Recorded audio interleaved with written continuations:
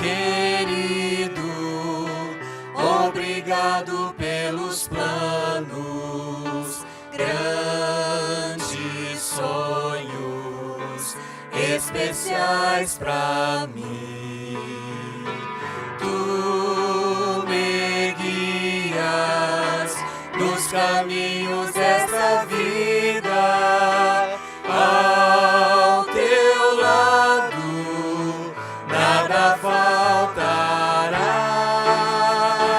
Eu te amo mais que tudo, quando forte, quando fraco, ao meu lado estás.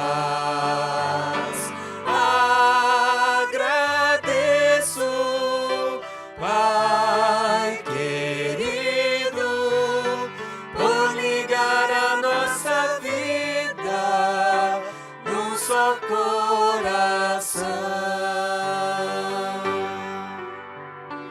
Pai querido, obrigado pelos planos, grandes sonhos especiais pra mim. Tu me guias nos caminhos dessa vida, ao teu lado nada faltará. Eu te amo mais que tudo, quando fraco tua força nunca falhará. Por tua graça, Pai, imploro transformar a minha vida em uma canção. Amém. Vamos cantar sobre um lar, um doce lar que todos nós um dia iremos. 566.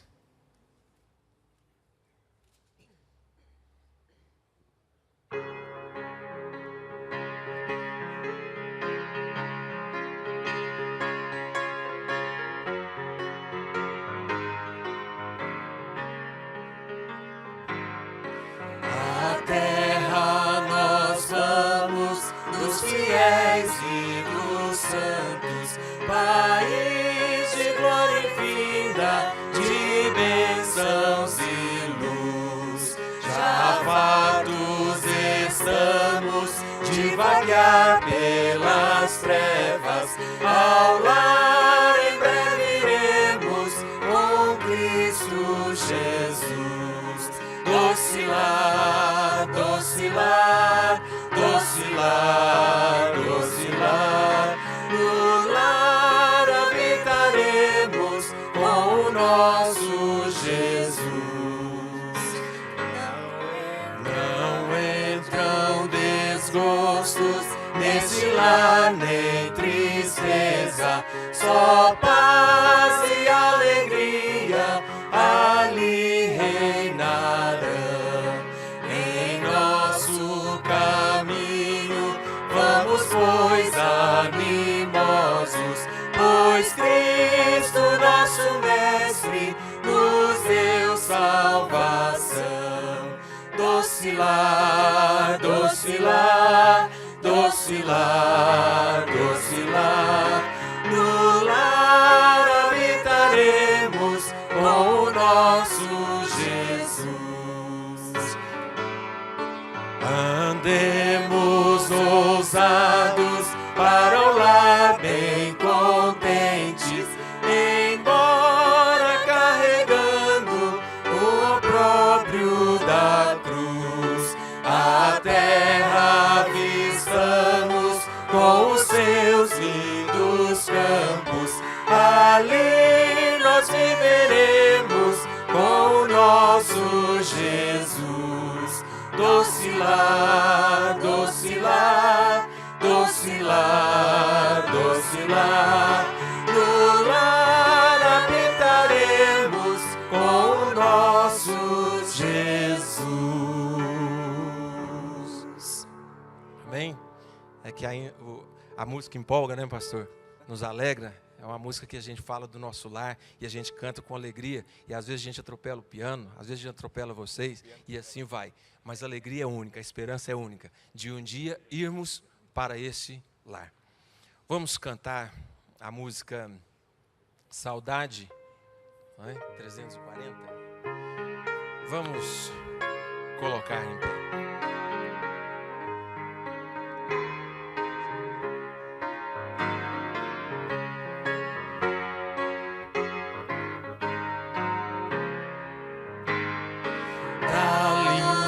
Da pátria sou muito longe, triste eu estou. Eu tenho de Jesus saudade, quando será que vou? Passarinhos, belas flores, fazem-me almejar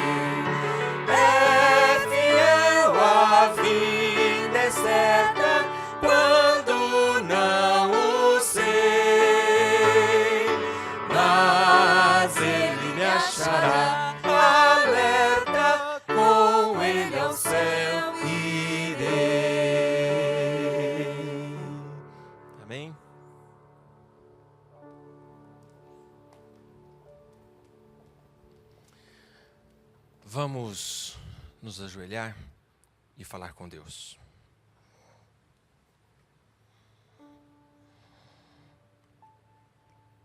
Maravilhoso, onipotente, glorioso e Pai da eternidade.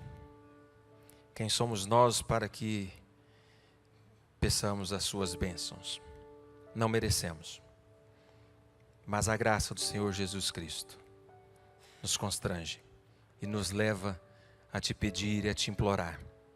Esteja conosco, fique conosco, perdoa os nossos pecados, nos dê uma semana maravilhosa, nos dê uma mensagem através do teu servo Jantes, que vai falar e abrir a tua palavra neste momento, que ele possa falar inspirado por ti e que os nossos corações possam estar inspirados também por ti para receber essa mensagem.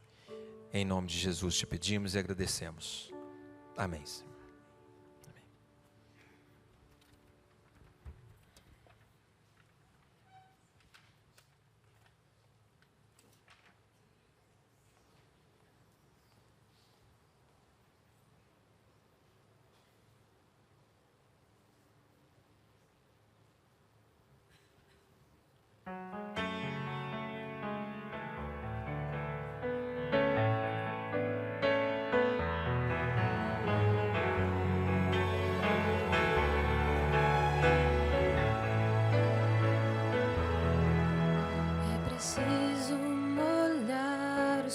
Para que um milagre aconteça e tocar em suas vestes, para sentir o seu poder. É preciso erguer bem alto o machado para que o sacrifício apareça e esperar por muitos anos até que a chuva desça. Para atravessar o mar, coloque o pé na água para chegar ao outro lado. Você precisa acreditar. Deus quer abrir o mar para você, mas antes você precisa crer.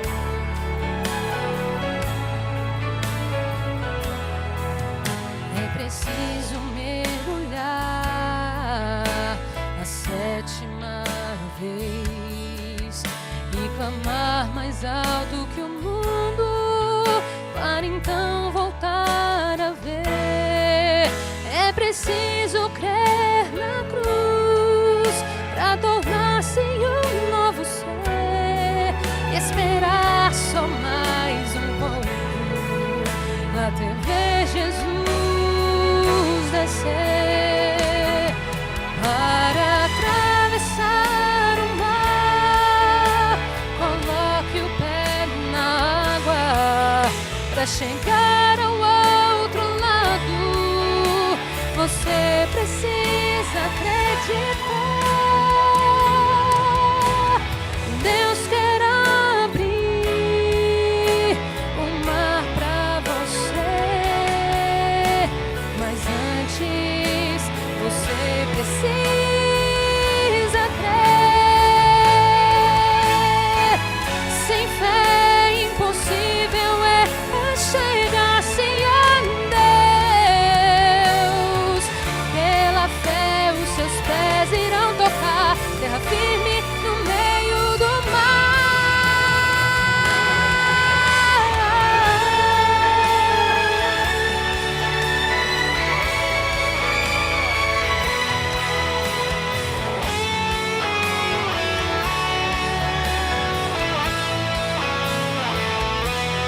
Para atravessar o mar, coloque o pé na água para chegar ao outro lado. Você precisa acreditar. Deus quer abrir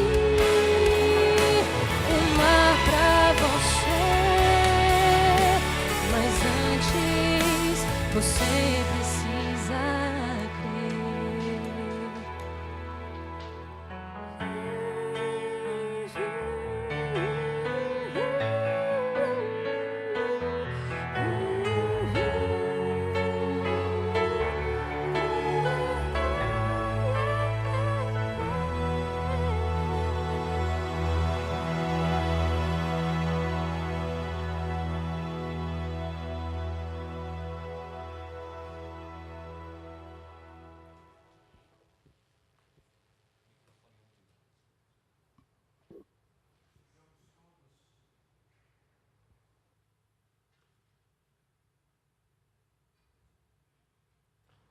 Chegamos todos essa noite à casa do Senhor, dependendo do milagre. Milagre da vida, o milagre para que nós conquistemos as nossas vitórias, diante de tantos problemas, dificuldades que enfrentamos nessa vida. E o hino que a Johanna cantou nos desafia a darmos o passo em direção à conquista que queremos obter. Uma das conquistas que nós temos buscado juntos aqui é compreender a revelação do Senhor, que foi dada através do livro do Apocalipse. Pode ser que você esteja vindo hoje pela primeira vez, se é o caso, você também que nos assiste pela internet. Nós estamos numa sequência. Se você perdeu algum dos estudos, você que está presente, você que nos assiste de longe, basta você entrar no site da Igreja Adventista, E lá tem todos os programas, todos os domingos, contando tudo aquilo que nós já vimos até aqui. E nós vamos avançar, começando com a carta que recebeu a igreja de Pérgamo. Ao anjo da igreja em Pérgamo escreve: como era Pérgamo? Tem um filmezinho ali de 1 minuto e pouco, nós vamos ver como era a cidade, as ruínas da cidade, aquilo que restou dela. Esta é a nova Pérgamo.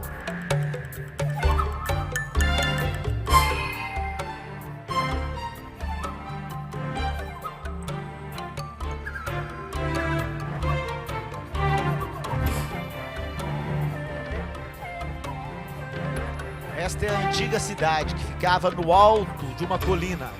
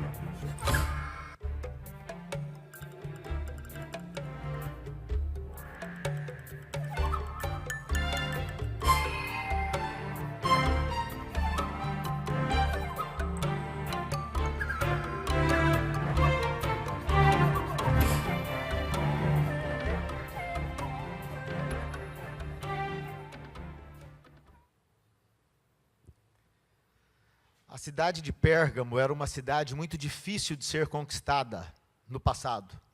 Como vocês viram, ela ficava localizada numa colina muito alta. E lá nesse lugar é que estavam os habitantes. Você se lembra também que as cidades lá no passado eram muradas.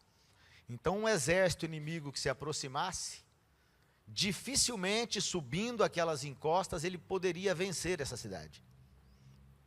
Essa cidade, por essa razão, ela se constituiu no passado uma capital romana, uma capital ali na Ásia Menor.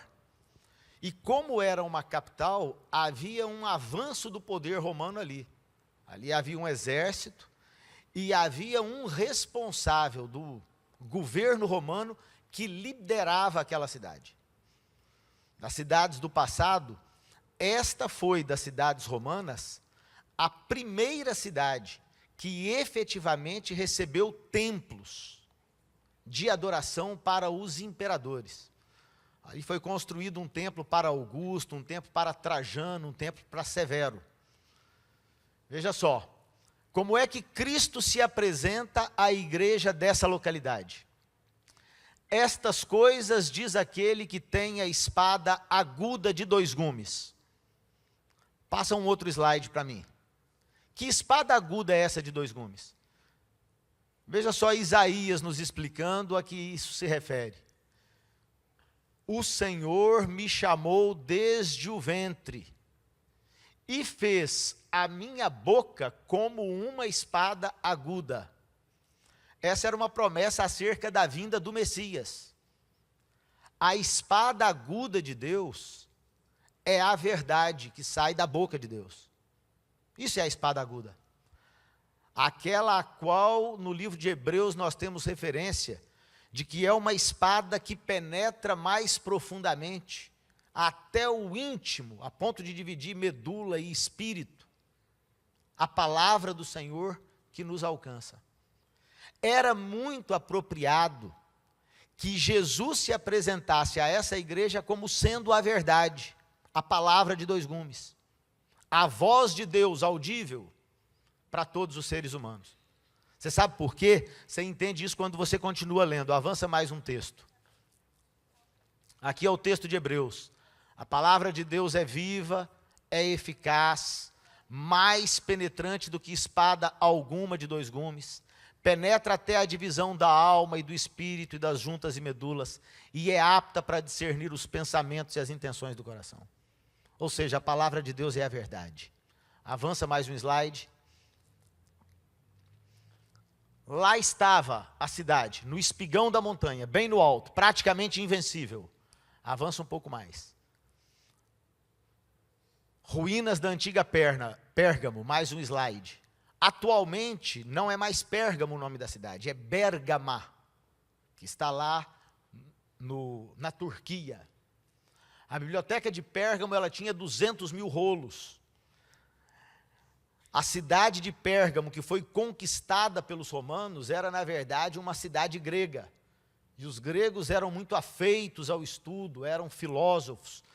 Então, a cidade de Pérgamo mantém muito essas características. E o nome Pérgamo é um nome extremamente sugestivo. Por volta do 5º século antes de Cristo, nessa cidade, começaram a desenvolver um material que foi produzido e distribuído muito no mundo antigo, que eram os pergaminhos.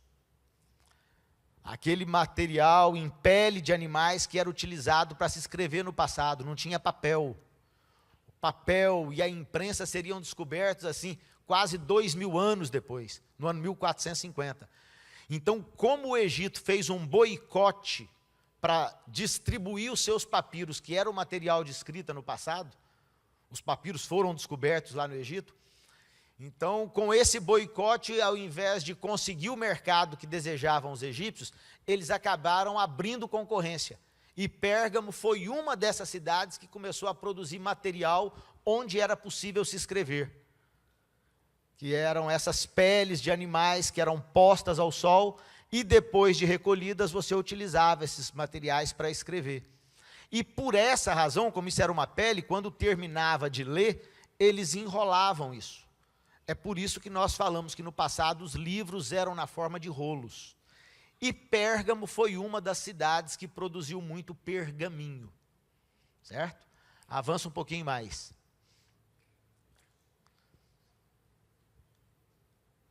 Esse era o altar de Zeus. Não resta nada, apenas ruínas. Mais uma. Esse é o altar de Dionísio, que também está em ruínas, um outro deus que era adorado ali. Mais um slide.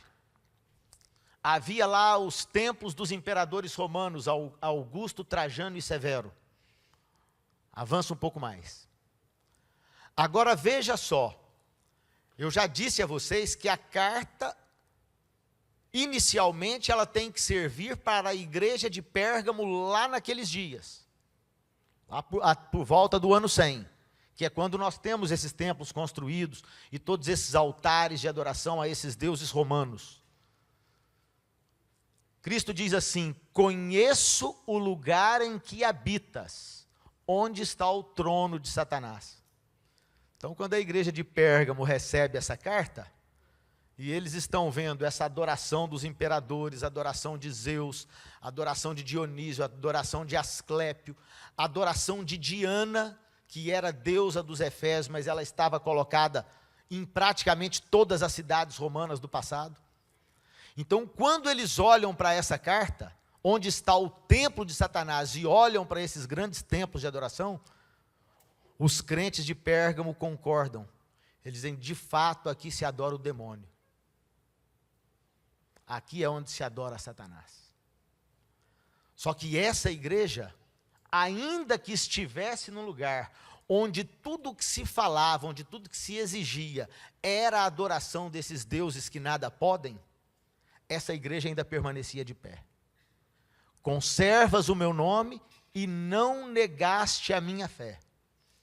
Ainda nos dias de Antipas, minha testemunha, meu fiel, o qual foi morto entre vós, onde Satanás habita. A única informação que nós temos de Antipas na Escritura é aqui. Os pais da igreja, a história não relata absolutamente nada sobre esse homem. Mas certamente deve ter sido assim um homem de uma vida e de uma fidelidade majestosa a Deus. Tanto é verdade que ele é lembrado aqui.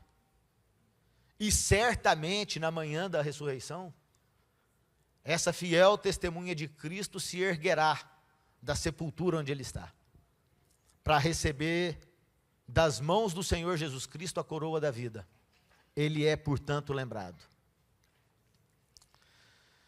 Por que é que em Pérgamo se considerava que estava o trono de Satanás? Qual é a razão? A razão é simples. O que Cristo está dizendo é que os ensinamentos que eram ministrados nesses diversos templos em Pérgamo eram doutrinas falsas, eram heresias, mentiras apresentadas ao povo. Onde mentiras são apresentadas, o trono de Satanás é que detém o poder. É basicamente esse o ensinamento. É nesse sentido que Cristo havia se apresentado a essa igreja, dizendo que ele é aquele que tem na sua boca a espada da verdade, a espada de dois gumes.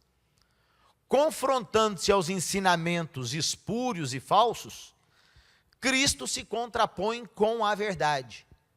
E isso de fato aconteceu na cidade de Pérgamo, naquele tempo. Do ponto de vista histórico, nós estudamos Éfeso, que foi a igreja do primeiro século. Aí na semana passada nós estudamos a igreja de Esmirna, que dura desde o ano 100 até o ano 313. É interessante quando nós pegamos as igrejas do Apocalipse em grupos de 2, até quando é possível. As primeiras duas igrejas, Éfeso e Esmirna, você se lembra que foram igrejas que não toleraram a inserção de mentiras dentro do seu seio. Rejeitaram violentamente as doutrinas dos nicolaítas, aqueles que se levantaram como pretendendo ser a sinagoga de Satanás, no templo de Esmirna, foram banidos pelos fiéis crentes da igreja. E como eles baniram o mal, qual foi a consequência? Foram violentamente perseguidos e muitos deles perderam a vida. O diabo percebeu que não adiantava perseguir o povo, enquanto o povo tinha fidelidade à verdade, enquanto o povo conhecia a verdade de Deus. Então ele altera o seu método aqui, em Pérgamo. Depois que passa o período de 10 dias de perseguição sob o império de Diocleciano, quando Diocleciano foi o imperador de Roma, de 303 a 313, nós temos uma mudança de rumos na história. Vem o tempo de Constantino. Quando Constantino ascende à condição de César no Império Romano, ele não governava sozinho, isso já era o final do terceiro século. Além de Constantino, havia mais 5 outros imperadores em Roma, dividindo o poder do Império Romano. E Constantino então começa a lutar contra esses homens.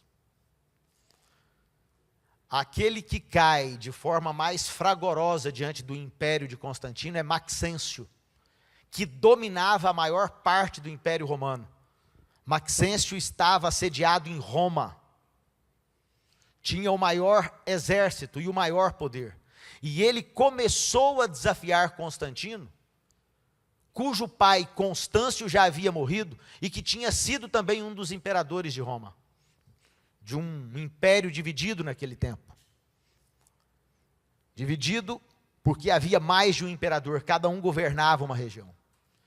Então, quando Maxêncio começa a destruir as imagens de Constâncio e de Constantino, que deviam ser adoradas por serem Césares, Augustos, imperadores, Constantino resolve se levantar, ainda que tivesse um exército que talvez fosse a metade do exército de Maxêncio, e marcha em direção a Roma. A história relata que em todos os combates, o exército de Constantino foi vitorioso. O maior desses combates foi o combate que se deu no momento final, quando ele estava por invadir Roma, no rio Milvio. Maxêncio estava do outro lado, com as suas tropas, e ele tinha que, com as suas tropas, atravessar para chegar a Roma. E diz a história que na noite anterior, Constantino teve um sonho. Ele diz que teve um sonho e uma luz se abriu no céu e apareceu lá no alto do céu uma cruz. Isso está registrado na história. Se você buscar livros de história, buscar essas informações na internet, você vai conseguir. E nesse momento, quando ele vê essa cruz, uma voz do céu diz para ele: sob esse símbolo, você vai vencer a batalha. Quando eles acordaram no dia seguinte, ele mandou que todos os seus soldados desenhassem o símbolo da cruz nos seus escudos, e então marcharam. E a vitória dele naquele dia foi uma vitória tremenda.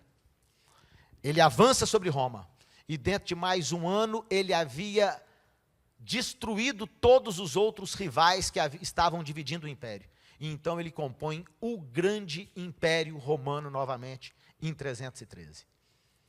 Quando Constantino faz isso, ele resolve. Constantino, a história não consegue com precisão dizer se de fato ele se tornou cristão ou não. O fato é que ele, numa determinada ocasião, batizou todos os seus soldados. Mandou que os soldados entrassem montados nos seus cavalos num rio, e quando eles saíram na outra margem, ele os declarou todos batizados. E então Constantino reconhece a igreja. Em 313, ele publica o Edito de Milão, que era o Edito da Tolerância. O que ele faz com esse edito? Ele reconhece o cristianismo como sendo uma religião aceitável dentro do Império Romano. Quando ele faz isso, a igreja tem que fazer diversas concessões para que aquela nova fé fosse oficializada. Os crentes aceitaram de bom grado essa complacência do imperador Constantino. Era natural.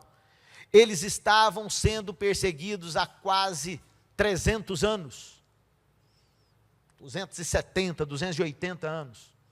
Perdendo filhos, perdendo maridos, perdendo esposas, perdendo pais, que queriam permanecer na fé.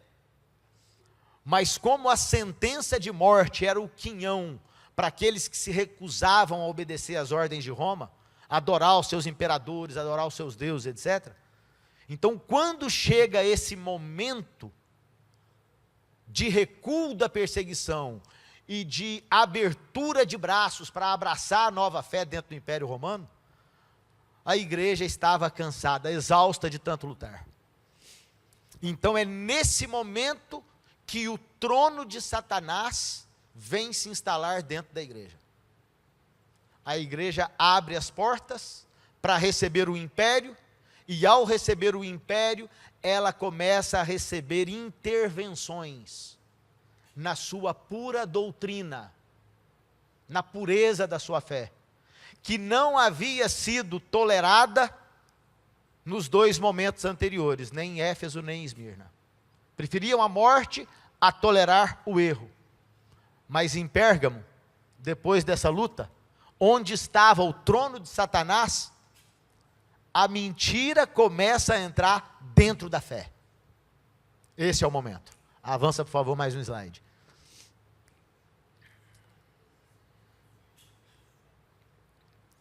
Pode avançar, já falei disso. Veja só, há uma reprovação para essa igreja. Tenho, todavia, contra ti algumas coisas. Tens aí os que sustentam a doutrina de Balaão, o qual ensinava a Balaque a armar ciladas diante dos filhos de Israel, para comerem coisas sacrificadas aos ídolos e praticarem a prostituição. Outros sim, também tu tens os que da mesma forma sustentam a doutrina dos nicolaítas. A tentativa que havia sido feita lá na igreja de Éfeso, a igreja apostólica, para introduzir uma doutrina falsa dentro da igreja, que foi expelida enquanto os apóstolos estavam vivos, Satanás agora tenta o mesmo argumento, trazendo novamente a mentira para o seio da fé. Só que agora a fé, a igreja, a instituição, que até então não existia, agora começou a sofrer diretamente no seu seio a ação de pessoas que estavam dispostas a sacrificar a fé pela facilidade de permanecerem crentes. Não mais luta, não mais sangue. Vamos tolerar essas mudanças. E quem eram essas duas classes de pessoas? Você se lembra quem foi Balaão? Balaão havia sido um profeta de Deus lá no passado. Novamente o Apocalipse evoca o Antigo Testamento, para a gente compreender o que está escrito aqui. O povo de Israel estava começando a sua marcha para conquistar Canaã, depois daqueles 40 anos que eles ficaram no deserto. E eles começaram a derrubar uma cidade e vencer uma cidade após a outra. Ninguém podia se suster diante deles. Não porque eles fossem um exército preparado, mas porque o Deus de Israel estava lutando por eles as suas batalhas. É o que acontece na sua vida e na minha vida. Às vezes, nós sabemos que não podemos vencer as lutas da nossa vida. Mas quando Deus se coloca na nossa frente, e nós invocamos que Ele se manifeste com o poder que Ele tem, porque nós somos dEle, então Ele vence nessa vida as vitórias que nós precisamos lutar. Ele nos dá a vitória. Nós alcançamos o sucesso, nós alcançamos as conquistas que Ele quer nos dar. Então foi isso que aconteceu. Então o povo seguia, e quando eles vão se aproximando de uma terra, Balaque, que era o rei, ele só tinha uma alternativa, ele mandou trazer lá um profeta de Deus, e disse: olha, a única possibilidade que eu tenho para não ser derrotado, é que esse profeta nos amaldiçoe. Então um profeta de Deus vem para amaldiçoar o povo de Deus. E como é que ele profere essa maldição? Oferecendo oportunidade para as pessoas pecarem. Isso aconteceu na igreja. Aqueles que estavam no seio da fé exigiram que os crentes pecassem, que eles aceitassem e vivessem um conjunto de doutrinas que haviam sido produzidas no trono de Satanás. Mentiras. É nesse tempo, 321, 8 anos depois de 313, quando é o Edito de Milão, quando há a tolerância, 321, é o momento em que o sábado, pela primeira vez, deixa de ser guardado, lá com Constantino. E o domingo passa a ser o dia de guarda dos cristãos. Sabe por quê? Porque domingo era o dia em que os pagãos de Roma adoravam o Deus Sol. Sunday, domingo em inglês, dia do sol. Então, no dia em que os romanos adoravam o Deus Sol, Constantino exigiu que a nova igreja, o cristianismo, que havia sido aceito pelo reino de Roma, pelo Império Romano, começasse a adorar naquele dia. E aí, paulatinamente, mentiras foram sendo incluídas. Constantino não podia ser ouvido. Ele não tinha poder para convencer os crentes. Vocês sabem quem é que convenceu os crentes? Sacerdotes da igreja como Balaão. Líderes da fé. Venderam-se ao Império Romano. E toleraram o erro no seio da fé. É por isso que Balaão é invocado aqui. Eles foram convencendo os seus irmãos. Muitos não se convenceram, muitos não concordaram, mas uma boa parte deles sim.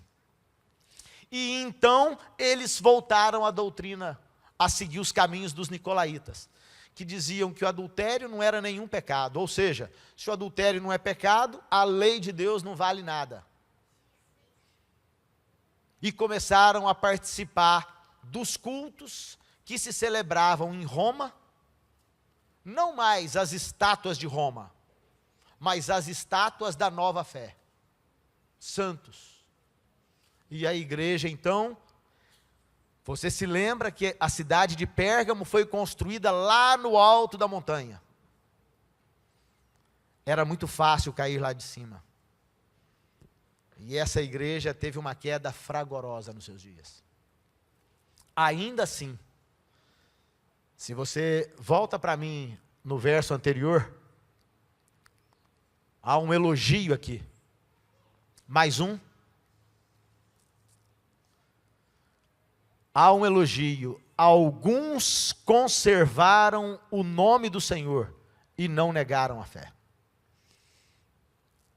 Uns poucos na igreja. Porque essa igreja também teve coisas positivas. Avança agora. Vamos lá para o próximo. Pode avançar. Pode avançar, já falei sobre isso. Veja só, os concílios da igreja. Retens o meu nome e não negaste a minha fé. Pode avançar. É durante o período dessa igreja que pela primeira vez na história eles começam a se reunir. No concílio da Nicéia em 325, Teodósio, um dos pais da igreja, ele diz que os representantes da igreja de diversos lugares que se reuniram para discutir a fé, ele fala das características desses homens e mulheres que foram ali. A alguns faltava um braço, uma perna, alguns tinham um olho cego, resultado das mutilações por conta das perseguições que eles haviam enfrentado no passado. Nenhum daqueles delegados chegou perfeito, mas uma coisa eles tinham no coração, eles tinham a fé em Jesus Cristo. E ali, nesses concílios que acontecem, desde o surgimento dessa nova característica de fé, vivida desde 313 até 538, que caracteriza o tempo de Pérgamo, nós vamos encontrar grandes decisões tomadas por aqueles que mantiveram a chama da fé acesa. Decisões, aliás, que mesmo nos nossos dias, nós continuamos apoiando e erguendo como bandeira da nossa fé. Por exemplo, acerca de Cristo, verdadeiro homem e verdadeiro Deus. Esse ponto de vista, nós devemos aos nossos irmãos católicos. A igreja que havia, a única fé que havia naqueles dias. Os bispos se reuniram ali. E nós herdamos deles essa crença, que é bíblica e é verdadeira. Em 381, Cristo é verdadeiramente homem. No concílio de Éfeso, em 431, a humanidade e a divindade de Cristo estão combinadas em uma só pessoa. Você se lembra que no quarto século, é o momento em que Ário, pela primeira vez, propõe que Cristo não era eterno, que Cristo havia tido vida derivada de Deus, havia sido gerado pelo Pai, em algum momento da eternidade passada. Portanto, ele não era Deus por excelência, em toda a sua completude. Deus, o Pai, é que em algum momento anterior, havia gerado o Filho. Diz a história que a igreja dormiu trinitariana e acordou ariana. Por que ariana? Porque aceitou as ideias de Ário. Se algum dia você for surpreendido por alguém dizendo que os adventistas eram arianos, houve um momento da nossa história, lá no surgimento da igreja adventista, que alguns dos fundadores, alguns dos pioneiros da fé, que vieram de um movimento específico, eram arianos. Tiago White, Joseph Bates, eram arianos. O adventismo não surgiu com um conjunto de doutrinas pré-estabelecida. O adventismo surgiu e foi compondo o seu corpo doutrinário a partir do estudo da palavra de Deus. E só no final do século XIX, início do século XX, é que a igreja de fato consolidou a sua posição como trinitariana, crendo de fato que Jesus Cristo sempre foi Deus, conforme nos é dito lá no Evangelho de João. Todas as coisas foram feitas por Ele, sem Ele nada do que foi feito se fez. O Verbo estava com Deus, o Verbo era Deus, Jesus Cristo, completamente homem, completamente Deus. Essa verdade, ela começou a ser proferida por toda a cristandade a partir dos concílios da igreja, nesse tempo. É nesse aspecto que Deus diz, embora a grande maioria tenha tolerado o erro no seio da fé, houve um grupo de pessoas que se manteve fiel ao lado de Deus. Avança. Cristo diz, portanto, arrepende-te, e se não, venho a ti sem demora, e contra eles pelejarei com a espada da minha boca. Contra quem? Contra aqueles que se insurgem na fé, trazendo mentira, que é a base do trono de Satanás. Cristo está dizendo, eu virei contra eles com a verdade, se eles não se arrependerem. Tenho que apresentar a verdade. Avança um pouco mais. Pode ir. Mas essa é a promessa. Quem tem ouvidos, ouça o que o Espírito diz às igrejas. Ao vencedor, dar-lhe-ei do maná escondido, bem como lhe darei uma pedrinha branca, e sobre essa pedrinha escrito um novo nome, o qual ninguém conhece, exceto aquele que o recebe. Essa é uma promessa muito significativa, uma pedra com um novo nome. Você sabe que os nomes na Bíblia, eles simbolizam a experiência. Por exemplo, Jacó significa enganador. Mas houve aquela noite em que Jacó insistiu com Deus, quando ele ia enfrentar o seu irmão Esaú. Ele imaginava que Esaú havia vindo para destruir a sua família e toda a riqueza que ele trazia da casa do seu sogro.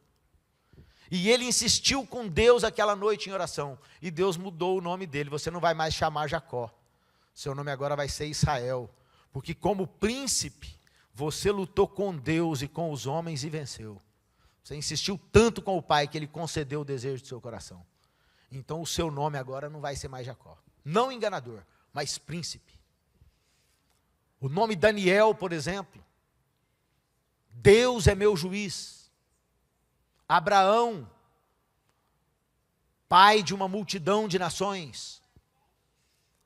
Então o nome que você recebeu dos seus pais, quando você nasceu, seu nome de registro, não é de fato o seu nome, é isso que Cristo está dizendo aqui.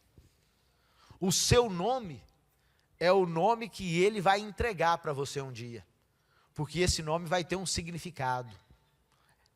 Esse nome é o resultado das suas vitórias na sua vida. Então, quando você chegar no trono, quando você chegar na cidade e as portas se abrirem, entre outras coisas, você vai receber uma pedrinha. E nessa pedrinha diz a palavra do Senhor que vai ter lá um novo nome. Esse nome é o resultado da sua experiência com Deus. Só conhece o significado aquele que o recebe. Você sabe qual é o vale de sombra da morte por onde você tem andado. De onde Deus vem resgatando você, em gritos de amor, para fazer de você um vencedor.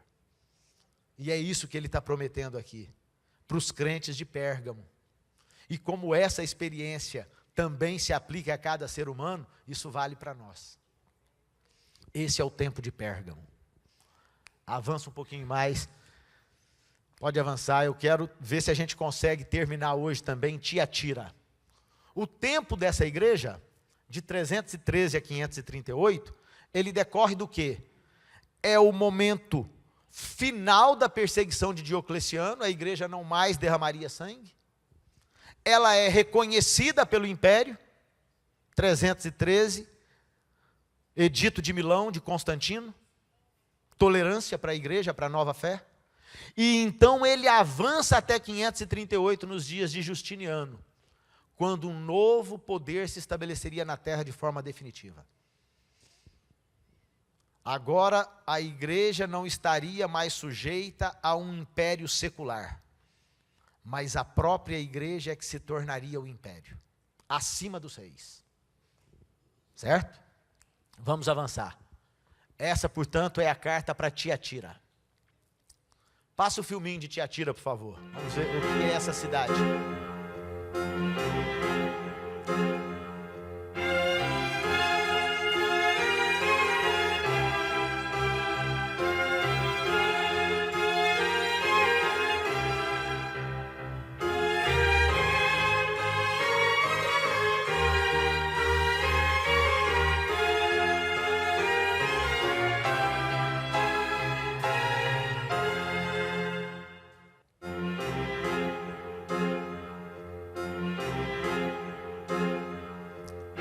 Essa pedra tem o nome Tiatira escrito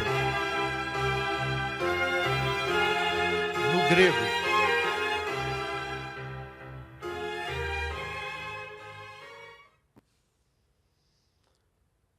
A cidade de Tiatira era um lugar onde se comercializava tecidos, era uma indústria têxtil nos seus dias.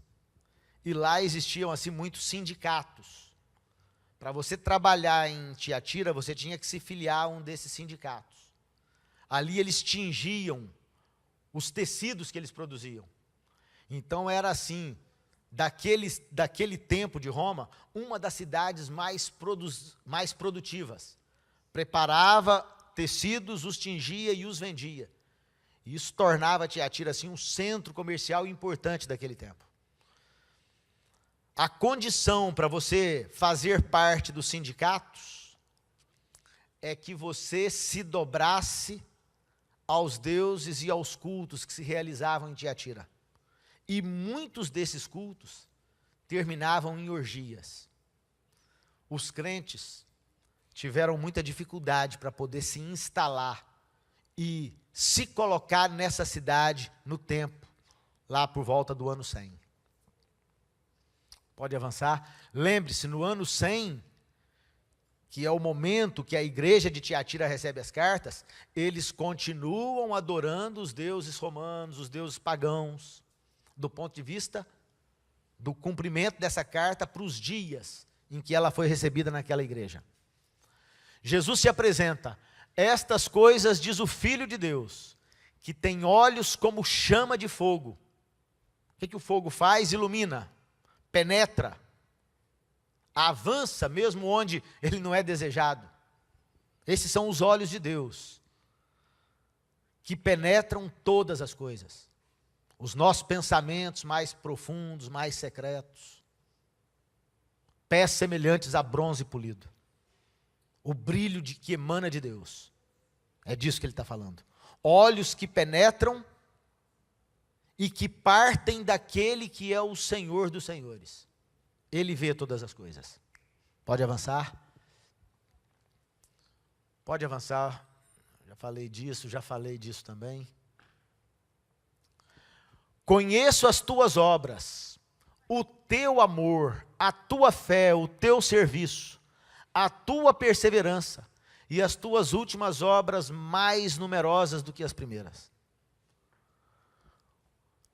O tempo dessa igreja é um tempo que se estende desde 538, quando o poder romano se instala no planeta Terra, e isso vai até o início da Reforma, lá na Idade Média. Uma igreja que, do ponto de vista profético, durou muito tempo. E todos nós sabemos que esse foi um tempo de grande escuridão, de grande dificuldade que a igreja enfrentou. Porque aquelas mentiras que começaram a ser introduzidas lá no tempo de Pérgamo, pelo Império Romano, que agora dominou a fé, há um momento em que aqueles irmãos que são os líderes da fé, os líderes da igreja, eles é que começam a introduzir mentiras no seio da fé. Agora imagina como é que você pode sobreviver. Você que é um cristão que estuda pouco a palavra de Deus, se você for uma dessas pessoas. E se a sua fé é orientada a partir do que dizem os ministros, os líderes, os anciãos, os pastores da sua igreja. Se você segue o seu pastor, o seu líder espiritual, nesse tempo, você estaria em grande risco. Porque esses homens que estavam colocados ali em nome de Deus, eles prevaricaram. Eles admitiram que o mal fosse instalado no seio da fé. De forma obstinada, aceitaram isso. Imagine você seguindo esses homens. Mas ainda assim a advertência aqui é que esta igreja nesse tempo tem boas obras. Às vezes você nunca ouviu falar disso. Que durante o tempo de dominação papal no mundo, há muitas obras que Cristo elogiou. Que obras são essas? Querido, se hoje nós somos cristãos no mundo, se hoje a maior parte do planeta, algo mais entre 2,5 a 2,8 bilhões de pessoas são cristãos, sabe a quem nós devemos isso? Não é ao adventismo, não é aos movimentos protestantes que surgiram na Reforma, nós devemos isso à fé católica. Os grandes monastérios construídos no passado, as escolas, hospitais, as missões que eles empreenderam em terras distantes. Você se lembra, o Brasil se tornou um país católico graças aos católicos que aqui chegaram, com os descobridores. As Américas, praticamente todas elas. A África, Oceania. Esse foi o poder de penetração do Evangelho. Então nós devemos muito aos nossos irmãos católicos. Além de muitos firmes pontos de vista e equilibrados em relação à fé, muitas instituições que se estabeleceram assim, por causa da fé e por causa da firmeza de homens e mulheres tementes a Deus, como a Madre Teresa de Calcutá, que é uma mulher dos nossos dias. Mas dificilmente nós acharemos, em qualquer denominação religiosa, representantes de Cristo como aquela mulher. Sabe por quê? Porque a fé de Cristo não conhece rótulos. Cristo examina o coração. E há pessoas que imaginam que pelo fato de estarem sentados na igreja adventista, porque nós temos a verdade para esse tempo, estão garantidos diante de Deus. Isso é um grande equívoco.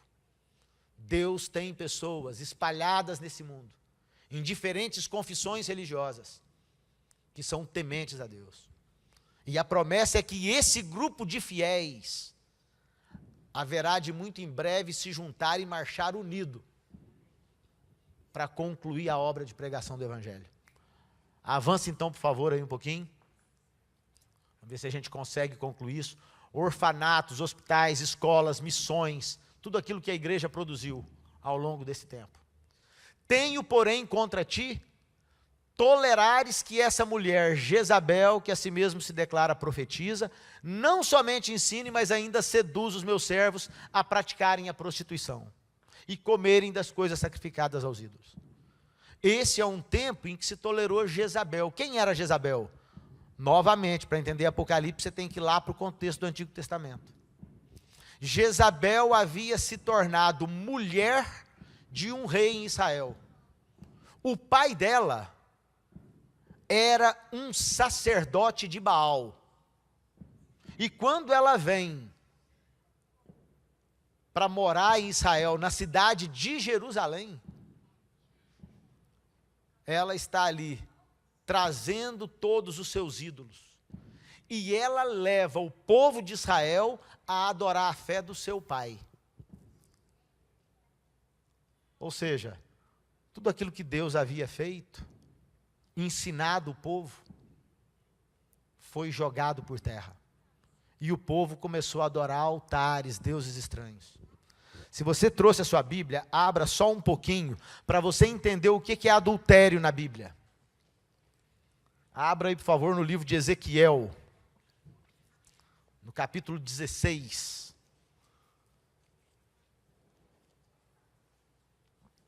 Nós vamos ler esse texto juntos.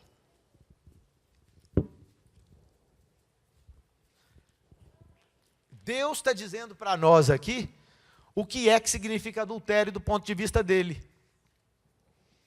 Não é adultério de um homem se deitar na cama, isso é um exemplo, porque Cristo é o marido da igreja. É isso que ele ensina. E o que seria adultério? Veja só capítulo 16 de Ezequiel. Ele diz assim: veio a mim a palavra do Senhor dizendo: filho do homem, faze conhecer a Jerusalém as suas abominações. Aliás, está ali, filho do homem, vou ler dali. Confronte Jerusalém com as suas práticas detestáveis. E diga: assim diz o soberano, o Senhor a Jerusalém: sua origem, seu nascimento, foram na terra dos cananeus. Seu pai era amorreu e sua mãe uma hitita. Seu nascimento foi assim: no dia em que você nasceu, seu cordão umbilical não foi cortado. Você não foi lavada com água para que ficasse limpa. Não foi esfregada com sal nem enrolada em panos. Ninguém olhou para você com piedade, nem teve suficiente compaixão para fazer qualquer uma dessas coisas por você.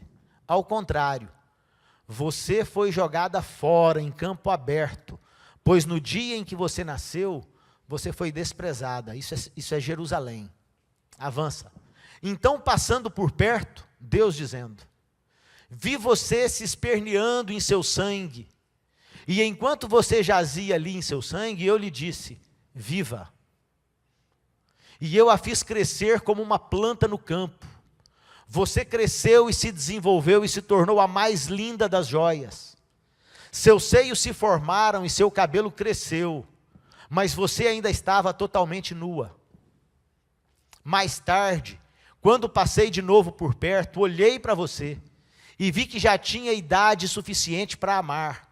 Então estendi a minha capa sobre você e cobri a sua nudez. Fiz um juramento e estabeleci uma aliança com você, palavra do soberano, o Senhor, e você se tornou minha. A igreja de Jerusalém, você e eu. Isso é o que Cristo fez conosco. Nos cobriu quando nós ainda não valíamos absolutamente nada. Isso é o que Ele fez conosco. Eu lhe dei banho com água, e ao lavá-la, limpei o seu sangue e a perfumei. Pus-lhe um vestido bordado e sandálias de couro. Eu a vesti de linho fino e a cobri com roupas caras. Adornei-a com joias. Pus braceletes em seus braços e uma gargantilha em torno do seu pescoço. Dei-lhe um pendente, pus brincos em suas orelhas e uma linda coroa em sua cabeça. Assim você foi adornada com ouro e prata. Suas roupas eram de linho fino, tecido caro e pano bordado. Sua comida era a melhor farinha, mel e azeite de oliva. Você se tornou muito linda, uma rainha. Sua fama espalhou-se entre as nações por sua beleza, porque o esplendor que eu lhe dera tornou perfeita a sua formosura. Palavras do soberano, o Senhor. Agora veja só o que faz Jerusalém depois de todo esse cuidado da parte de Deus. Mas você confiou em sua beleza e usou sua fama para se tornar uma prostituta. Você concedeu os seus favores a todos os que passaram por perto, e a sua beleza se tornou deles. Eu não vou ler o capítulo todo, mas se depois você tiver curiosidade em casa, leia o capítulo 16 e o capítulo 23 de Ezequiel. Esses capítulos nos falam sobre a forma como o povo de Israel deixou de adorar o Deus eterno e se voltou para os deuses das nações que eles haviam submetido. Coisas que às vezes nós fazemos. Essa advertência, portanto, vale para nós. Porque há muitas vezes na nossa vida, que depois que nós somos alcançados pelo Senhor, somos transformados por Ele, somos alimentados por Ele, somos animados por Ele, e começamos a perceber a vida com outros olhos, não mais desânimo, não mais desespero, mas alegria. Às vezes, nesses momentos da vida, nós trocamos a companhia do Senhor e voltamos às velhas práticas da nossa vida. Nos contentamos em nos alimentarmos do lixo desse mundo e desprezamos o Senhor. É nesse ponto que ele diz que muitas vezes ao longo da história seu povo se tornou adúltero, seguindo um outro Deus, que está sentado num outro trono e que ensina mentira.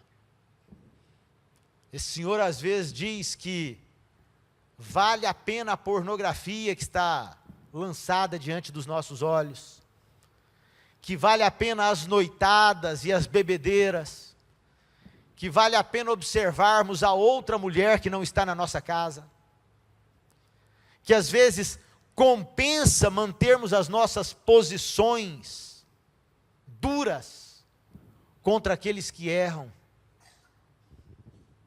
Nós estamos ouvindo um outro Senhor, não é o Senhor que veio a esse mundo, que é manso, humilde de coração e que está disposto a perdoar. É esse o Senhor que nós devemos ouvir. Pode avançar. Veja só. Essas são algumas doutrinas que Jezabel introduziu no seio da fé. Jezabel aqui representada por aqueles pastores, aqueles líderes religiosos, que abandonaram os ensinamentos puros da palavra do Senhor e, em alguns concílios da igreja, começaram a introduzir mentiras no seio da fé.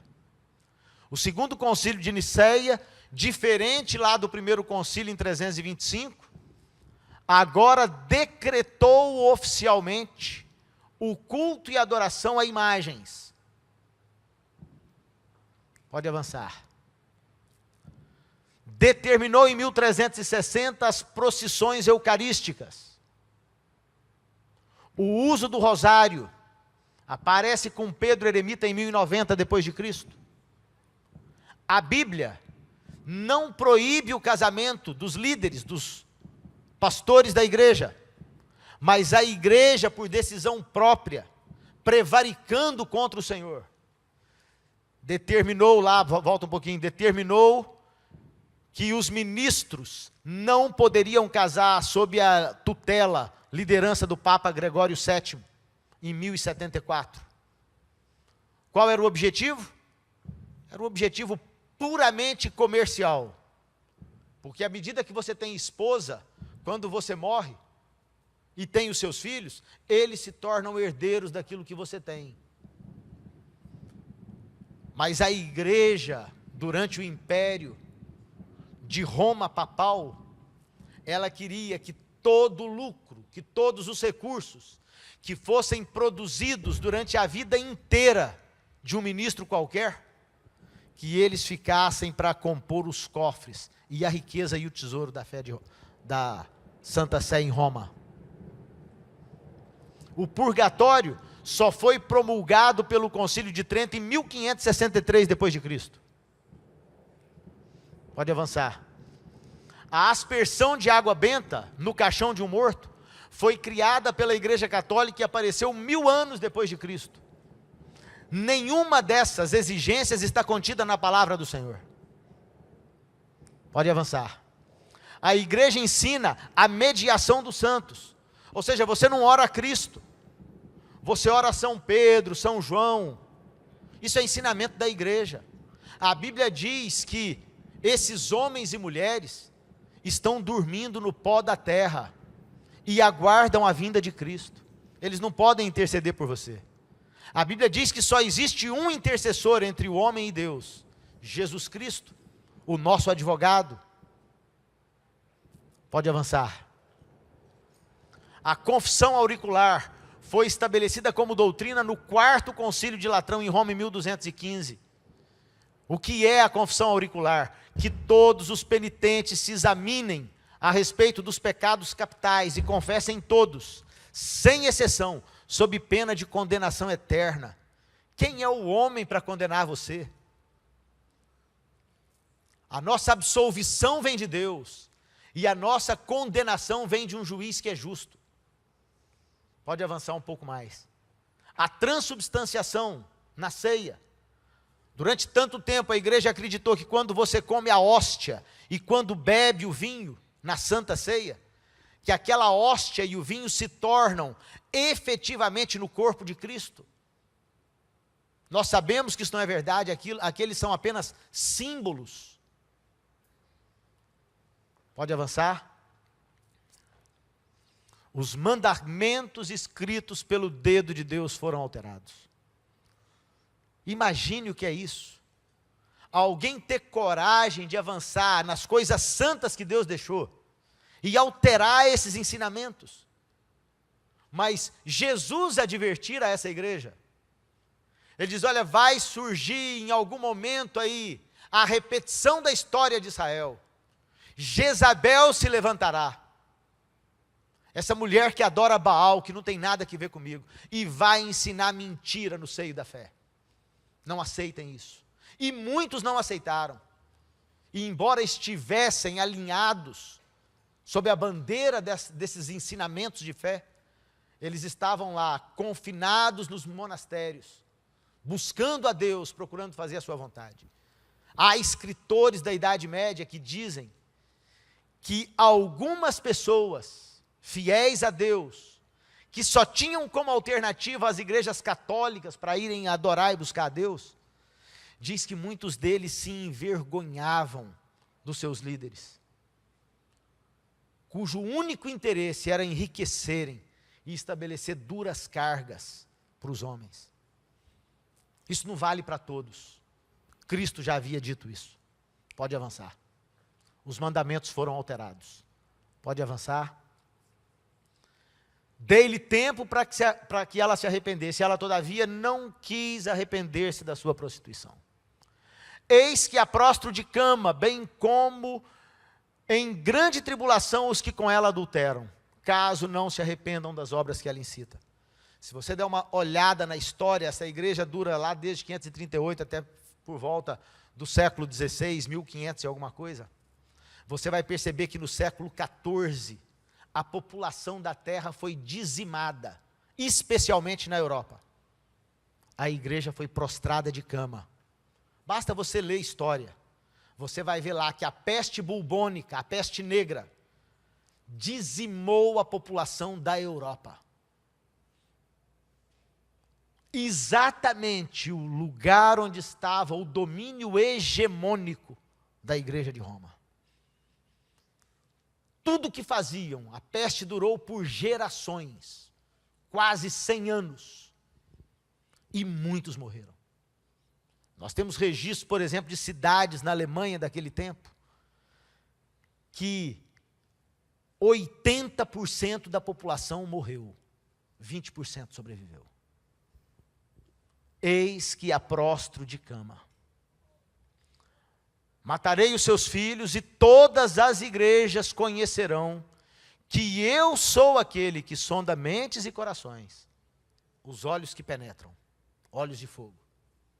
E vos darei a cada um segundo as vossas obras. Avança.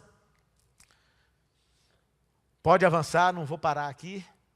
Aqui está falando da peste negra, pode avançar aí também. Digo, todavia, a vós outros, os demais de Tiatira, a todos quantos não têm essa doutrina e que não conheceram, como eles dizem, as coisas profundas de Satanás. Muitos não se envolveram. Outra carga não jogarei sobre vós. Ou seja, aqueles homens que estão vivendo em dias de trevas, muitos deles, apesar dos erros, apesar da mentira que contaminava a todos, alguns ali, sem saber como agir, queriam ser fiéis a Deus. Então Deus promete, eu não vou colocar outra carga sobre vocês. Guardem aquilo que vocês têm. Isso é um tesouro. Nesses tempos de crise, em que Satanás estabeleceu o seu trono. Pode avançar? Mais uma. E aqui a gente conclui. Ao vencedor que guardar até o fim as minhas obras, eu lhe darei autoridade sobre as nações. Veja, uma autoridade estava estabelecida sobre eles, de modo que a fé que eles tinham foi sufocada durante esse período da história. Qual é a contrapartida que Deus promete? Você não vai estar mais sob a tutela de ninguém. Agora você é que será autoridade sobre as nações, porque você resistiu. E com cetro de ferro você vai regê-las, e as reduzirá a pedaços, como se fossem objetos de barro. Assim como também eu recebi de meu Pai, dar-lhe-ei ainda a estrela da manhã. Quem tem espírito, ouça o que o Espírito diz às igrejas. Ou seja, quando nós olhamos para a experiência, para a história da fé, nós percebemos que Deus deu todos os detalhes daquilo que estava acontecendo na história da igreja. Na próxima semana, nós concluiremos as igrejas de Sardes, Filadélfia e Laodiceia. E nós vamos depois entrar na segunda visão do Apocalipse, que é a visão dos selos, que é assim uma visão extraordinária.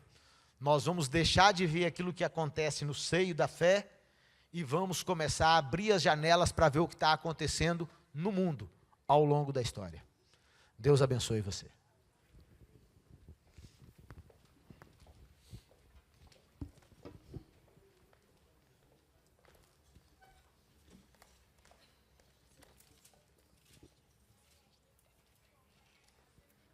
Vamos cantar da bela cidade.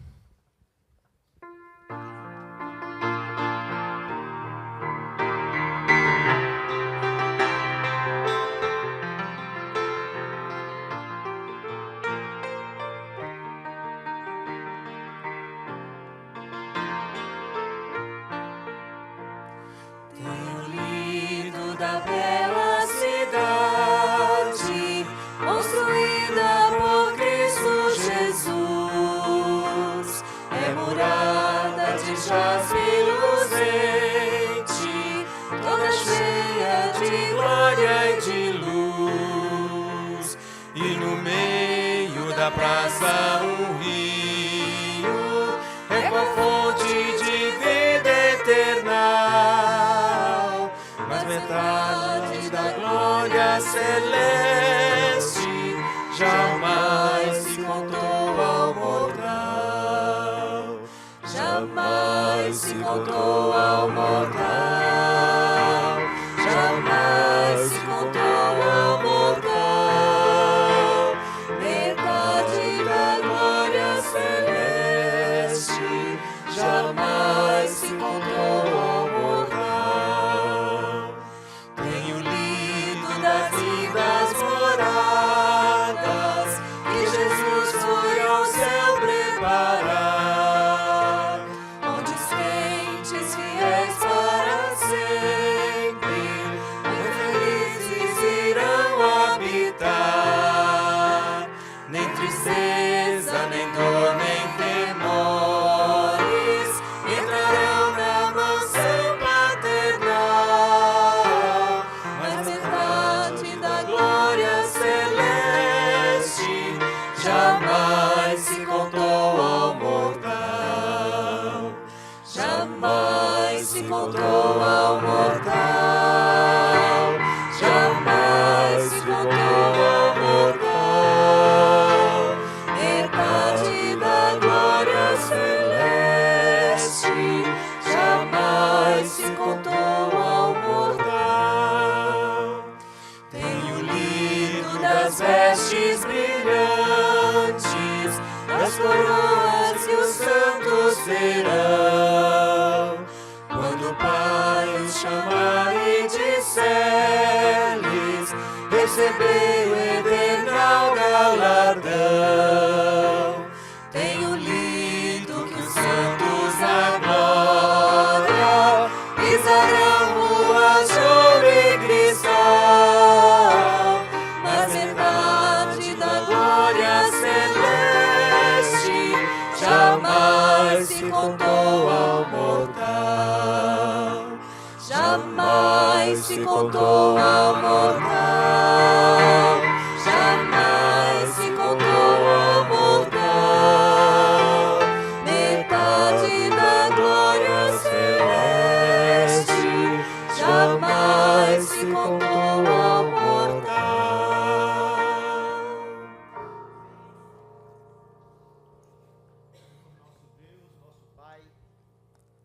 Nós louvamos o seu nome nessa noite. Amém. Te agradecemos mais uma vez pela revelação da sua palavra, que coloca diante de nós, sem nenhuma dúvida, o caminho que devemos trilhar, mostrando-nos os pontos da jornada por que estamos passando e ensinando a nós todos que muito em breve nós estaremos nos encontrando com o Senhor. Amém. Mantém-nos firmes, Senhor, até aquele dia, porque nós te pedimos essas bênçãos em nome do Senhor Jesus. Amém. Amém.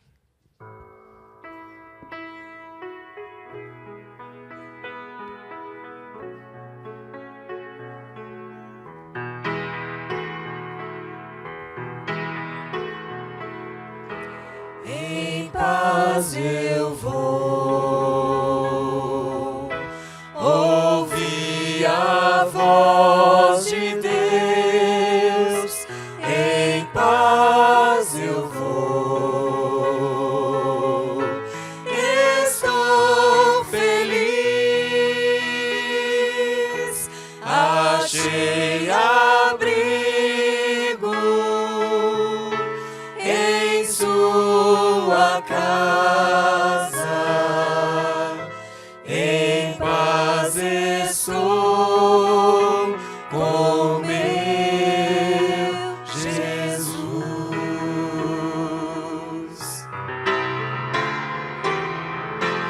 Em paz eu vou ouvir a voz de Deus. Em paz eu vou. Estou feliz.